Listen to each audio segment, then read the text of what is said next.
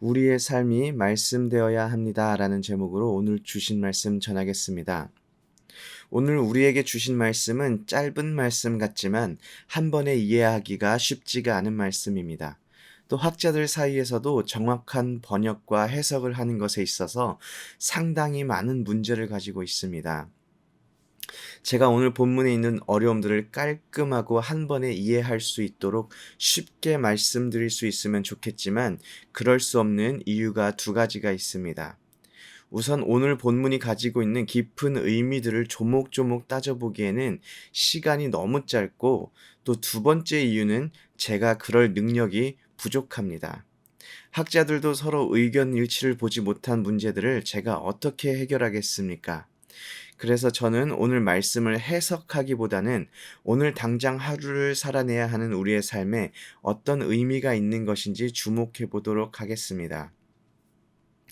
33절을 보면 이 백성이나 선지자나 제사장이 내게 물어 이르기를 여호와의 엄중한 말씀이 무엇인가 묻거든 너는 그들에게 대답하기를 엄중한 말씀이 무엇이냐 묻느냐 여호와의 말씀에 내가 너희를 버리리라 하셨고라고 기록되어 있습니다.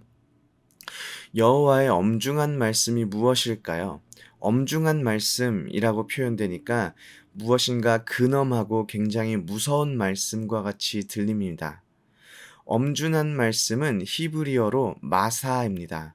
마사는 선언한 말씀을 뜻합니다. 즉 하나님께서 선언하신 말씀이 무엇이냐 묻는 것이지요. 그런데 재밌는 것은 마사는 또 다른 뜻을 가지고 있습니다. 예를 들어 밤이 되면 방에 모여 밤을 구워 먹습니다 라는 말의 첫 번째 밤은 시간을 뜻하는 말이라면 두 번째 밤은 먹는 밤을 말하죠.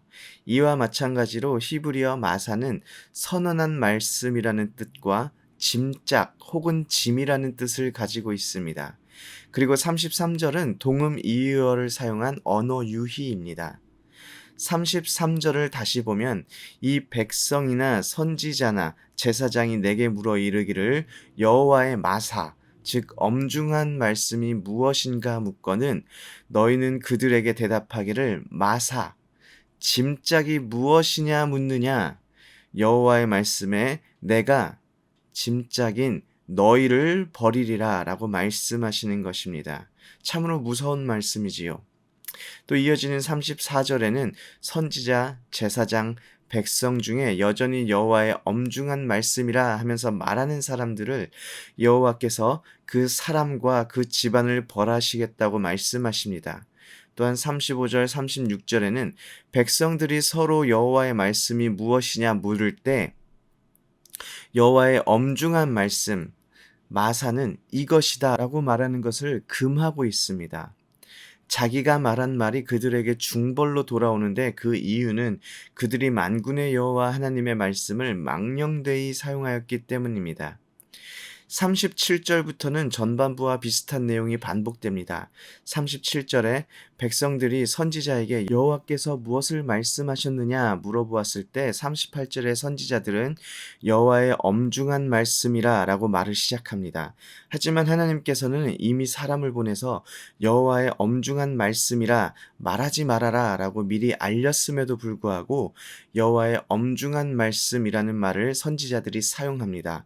그 결과는 39절입니다. 여호와 하나님께서 그들을 온전히 잊어버리실 것입니다. 그리고 그들이 살고 있는 성읍을 버리실 것입니다. 결과적으로 그들은 영원한 치욕과 잊지 못할 영구한 수치를 당하게 될 것입니다. 오늘 말씀을 보면 백성이나 선지자나 제사장들이나 모두 여호와의 말씀을 들먹이며 자신들의 생각을 주장했던 것을 보게 됩니다. 자신에게 도움이 된다면 바알을 숭배하고 아세라를 숭배하던 사람들이 필요에 따라서 여호와의 말씀을 말하며 자기의 주장을 하였던 것입니다. 이것을 가리켜서 성경은 하나님의 말씀을 망령되이 사용하였다고 말합니다. 망령되이 사용하는 것은 하나님의 말씀을 악용하였다는 것을 의미합니다. 십계명을 보면 제3계명에 너희는 하나님 여호와의 이름을 망령되게 부르지 말라라고 명령하십니다. 그래서 유대인들은 특단의 조치를 취합니다. 여호와 하나님의 이름에서 자음만 남기고 모음을 모두 없애버린 것입니다. 예를 들어 제 이름이 황영석이라면 그 이름에서 모음을 모두 없애 히읗, 이응, 시옷, 기역만 남긴 것입니다. 그래서 야훼라고 우리는 부르고 있지만 그 이름의 원래 발음을 누구도 알 수 없게 되었습니다. 자음을 보면서 아마 야훼가 아니었을까 추측하고 있는 것입니다. 여호와 하나님의 이름을 망령되게 부를 수 없어서 여호와 하나님의 이름을 아예 부르지 않는 것을 선택하였습니다. 여호와 하나님께서는 자신의 이름을 부르는 것을 금지하지 않았고 망령되이 부르는 것을 금지하셨지만 애초에 여호와의 이름을 부르지 않기로 선택한 것입니다. 이 선택이 옳은 선택인지는 사실 저는 모르겠습니다. 오늘 본문에서도 여호와의 말씀을 망령되이 사용하지 말라고 하였습니다. 여호와의 말씀을 망령되이 사용하지 말라 하였기 때문에 여호와의 말씀 자체를 사용하지 않는 선택을 하는 것은 어리석은 선택입니다. 우리는 우리의 삶 속에서 여호와의 말씀을 사용해야 합니다. 여호와의 말씀을 말해야 합니다. 우리에게 주신 여호와의 말씀을 붙잡고 살아가야 합니다. 그리고 우리에게 주시는 여호와의 말씀이 무엇인지 상고하며 또 기대하며 살아가야 합니다. 하나님의 말씀을 망령되이 사용하지 말라라는 뜻은 우리의 욕심이나 우리의 생각이나 계획을 가지고 마치 그것들이 여호와의 말씀인 것처럼 주장하지 말라는 것을 말하는 것입니다. 가끔 주변에 습관적으로 이런 말을 붙이는 사람들을 찾을 수가 있습니다. 어제 내가 기도했는데, 내가 기도하고 있는데 하나님께서 이런 마음을 주셨어. 하나님께서 이렇게 하라고 하셨어. 하나님께서 마음에 이런 감동을 주셨어. 물론 그럴 수 있습니다. 하나님의 역사와 하나님께서 일하시는 것을 제가 제안하는 것은 아닙니다. 그런데 정말 하나님의 말씀이 맞는가? 라는 생각을 항상 우리 마음에 품어야 한다는 것입니다. 우리의 감정은 너무 쉽게 우리를 속일 수 있기 때문에 주어진 상황 속에서 이렇게 행동하는 것, 혹 이렇게 말하는 것이 성경에서 드러나 보여지는 하나님의 마음에 맞는 것인지 항상 우리를 돌이켜 봐야 한다라는 것입니다. 또한 하나님의 말씀을 망령되이 사용하지 말라는 뜻은 우리의 삶이 하나님을 우선해 둔 삶을 살아가야 한다라는 것을 뜻하고 있습니다. 오늘 말씀을 돌이켜보면 여호와의 엄중한 말씀을 찾는 사람들, 그리고 여호와의 엄중한 말씀이라 하며 말을 전하는 사람들 모두 우상 숭배와 도덕적인 타락에 빠져 살던 사람들입니다. 바알과 아세라를 섬기고 자신의 욕심을 채우기 위해서 자기의 자식들을 우상에게 제물로 드렸던 사람들이 유다 백성들이었습니다. 약자를 억압하고 고아와 과부를 돌보지 않으며 자신의 부를 축적하는 것 외에는 다른 것에 눈길을 주지 않았던 자들이 바로 유다 백성들이었는데, 그런 유다 백성들이 서로 여호와의 엄중한 말씀이 무엇인지 묻고 다닌다면 그 이유가 정말 진실로 그들이 여호와의 말씀을 듣고 따르고 순종하기 위함이었겠습니까?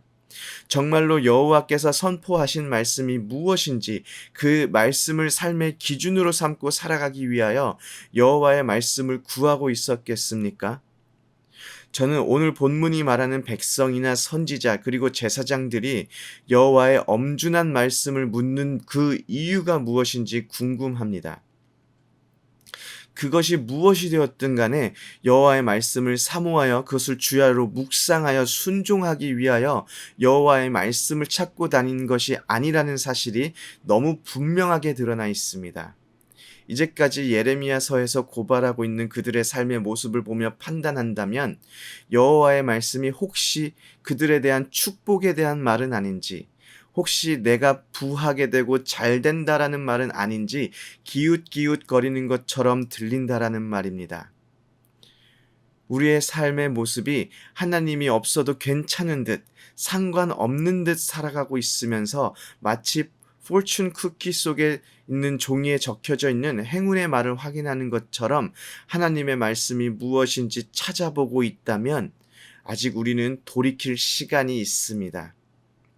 여호와의 엄중한 말씀이 무엇인지 찾기 전에 우리의 삶으로 여호와의 엄중한 말씀을 증거하여야 합니다.